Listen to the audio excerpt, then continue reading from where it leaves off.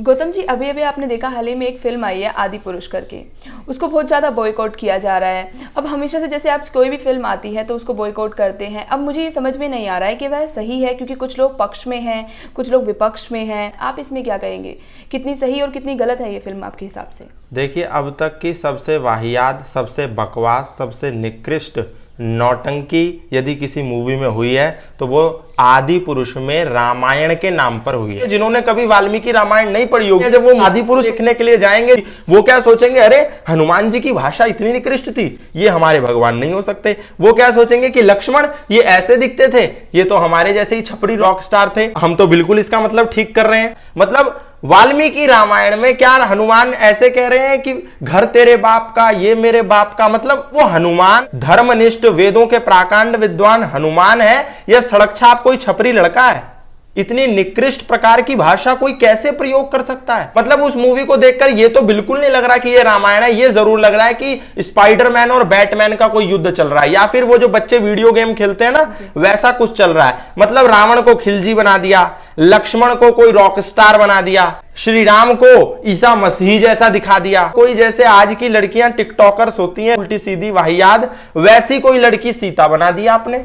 मतलब इससे ज्यादा दुर्भाग्य क्या हो सकता है? मैं तो कहता हूं कि इस देश के अंदर हमको सीखना चाहिए इस्लाम को मानने वाले लोगों से कि आप कभी एक टिप्पणी भी मोहम्मद साहब के बारे में नहीं कर सकते।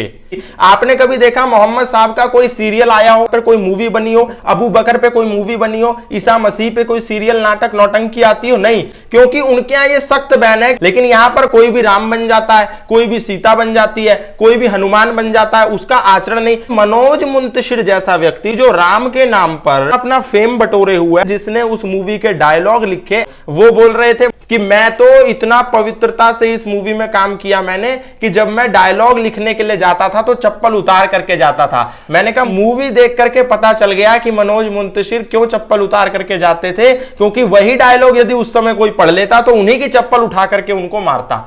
इतने वाहियात डायलॉग, भाषा की कोई स्तर नहीं। और दृष्टांत देखिए, मतलब सोने और काले कोयले में कोई अंतर ही नजर नहीं आ रहा है। लंका का जो महल है रावण का, वो कैसा दिखा दिया?